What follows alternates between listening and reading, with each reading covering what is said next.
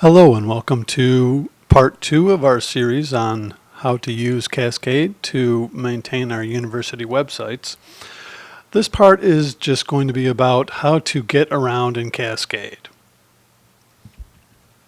So I'm going to go to a web browser, and as you can see here, this is the Cascade sign-in.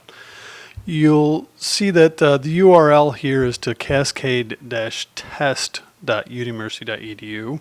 That's what I'm using to record these training lectures, but when you sign into Cascade, it will be cascade.udmercy.edu.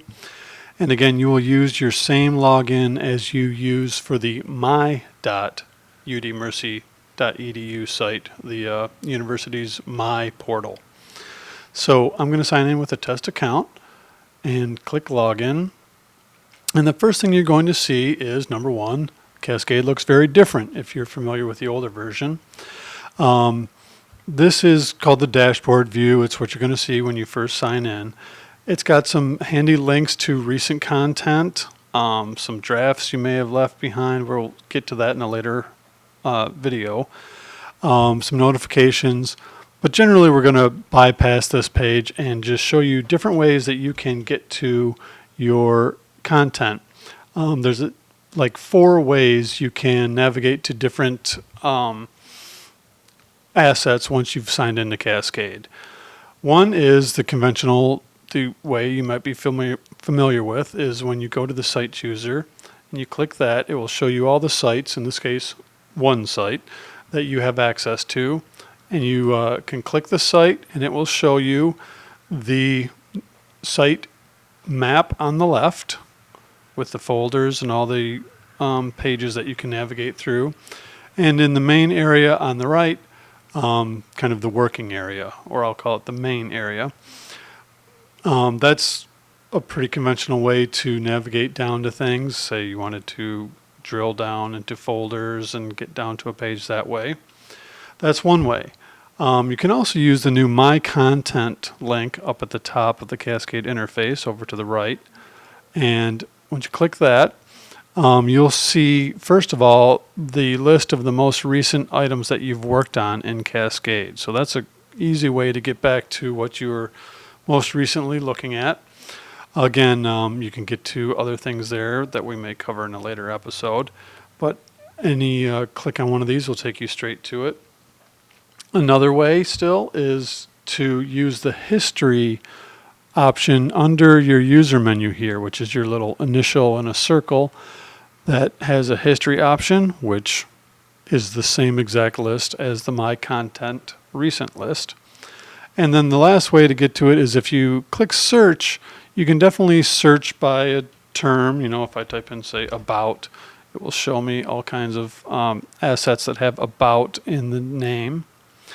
But if I don't type anything and just click search, let me get rid of the about, it will again show you the most recent items that you looked at and give you a link to the full history down at the bottom there too. So there's several ways you can get to an asset and start working in Cascade.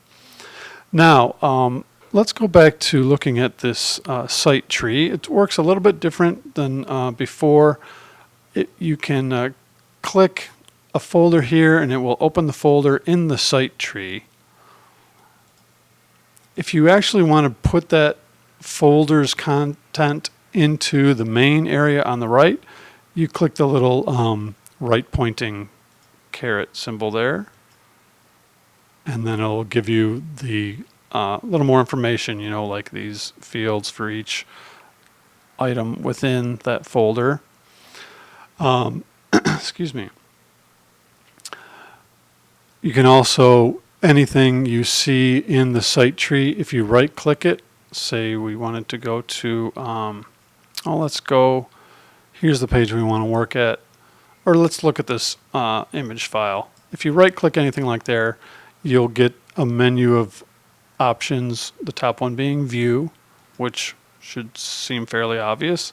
It will show you that asset in the main area. You can also find edit and publish here as well, and some others that we'll look at a couple of those later.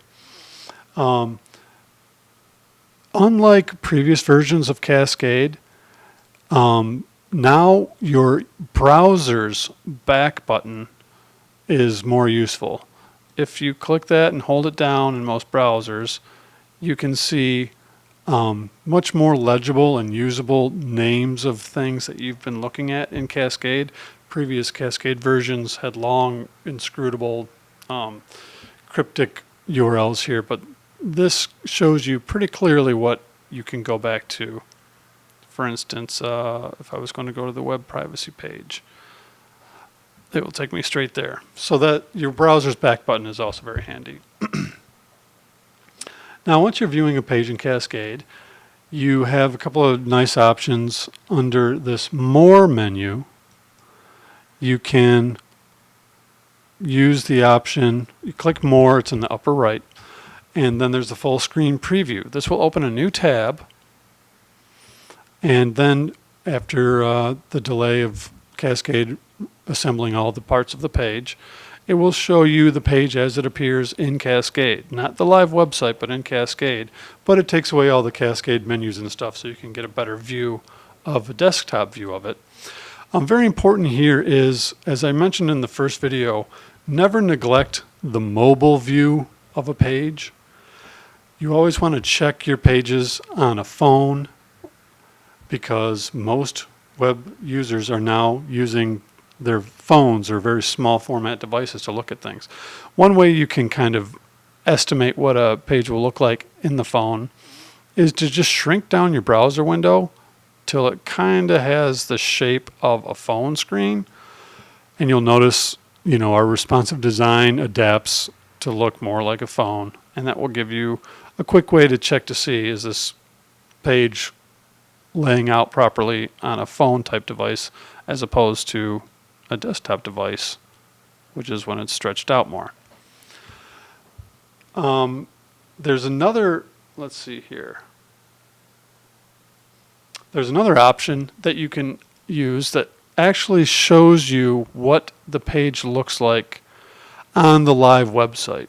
Now, if you've been editing a page in Cascade and haven't published the changes yet, the live website version will reflect an earlier version of that asset. But in any event, you can look at that page or that file and use Cascade to call it up pretty quickly. So let's say, let's say I want to go to, let me use my back button to find, no, I'll use the site menu to go to a page, and let's just go to current students. Let's say images. With any luck, this will work. There is some issues with this just being a test version, but let's say this image. If I go click live, that will again open a new window. And now you'll see from the URL, this is the version of this image that's actually published on the live website. So again, the More menu gives you the live option, and this will work for pages, of course, too, that you can bring up the live version of that asset real quick through the More menu. One last thing before we wrap up this short video on navigating Cascade. You'll notice that in the site map and up here in the, there's a typo in that name. And in many places in Cascade, you'll see names of assets, which are links to them.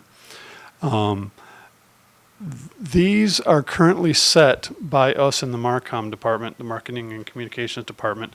We want these to appear as system names, which in Cascade terms means that these names, these identifiers, are the actual file names that will be published to the website as part of the URL. Now, if you ever get confused here and this doesn't look right, it might be because Cascade has an alternate option that might accidentally get turned on, or you might turn it on for fun or whatever, but it will actually replace these system names with either the title of the page or a display name for the asset. And so if that ever gets real confusing where this doesn't match the URL, there might be a setting having to do with the asset display options that got changed. One last item is, and I'm going to go to the live website to show you this, is the .php is added on by Cascade when it's published to the live website. Within Cascade, this page would just be clinic with no .php, but when it's published to the website, the .php is added. However, our particular website has an option that you can omit the .php from your URLs and it will still work. I'm going to hit enter here and you'll see the same page comes up.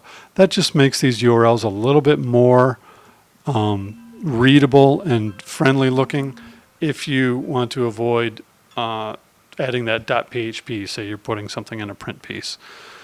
That's just a little tip for your information.